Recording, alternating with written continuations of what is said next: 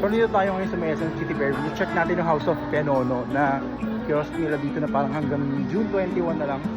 Super famous yung pianono to, super sarap na, ang dami-dami flavors, especially yung ang tawag din mo, yung pandan at saka yung uga. So check out natin, libre tayo guys.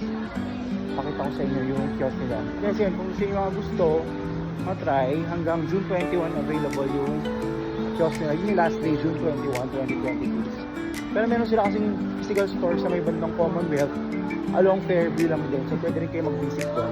Ewan ko ba't sila bukas ng kiosk dito for short period of time. Short period of time. So anyways, sige check natin guys. Update ko kayo later. So ayun sabi sa post sa Facebook, malapit sa may Lugam Cafe. So not sure kung tama ako, nakita ko na siya. Ito na yung Lugam guys. Ayan na yung Lugam. Nakita ko nung ayun na siya. Yay! This is it. So check out natin. Yes, sir. Sa box of 10, hindi ko makapilang flavor, makakatili ko. Pre-order lang po sir pag napili flavor. Pero may pandan, may ube na kasama. Tagilan. Pwede makita? Ay, okay lang. Sige. Okay. Sige po, isang box na, sige, sige. Ayun. Open ka naman yung sa Commonwealth. Yes po. Ay, Okay. Okay. Thank you. Okay po. Yes po.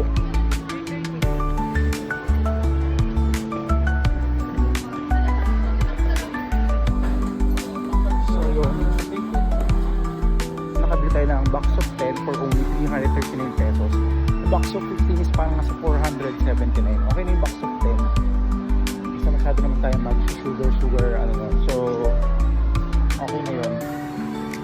Ayoko na rin magtagal dito sa mall kasi so wala mo, pagod na ako.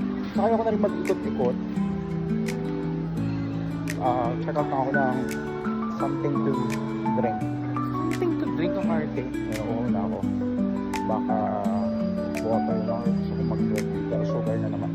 So, baka water ka lang. So, ayun. Yun lang for today guys. Thank you for watching. Bye-bye.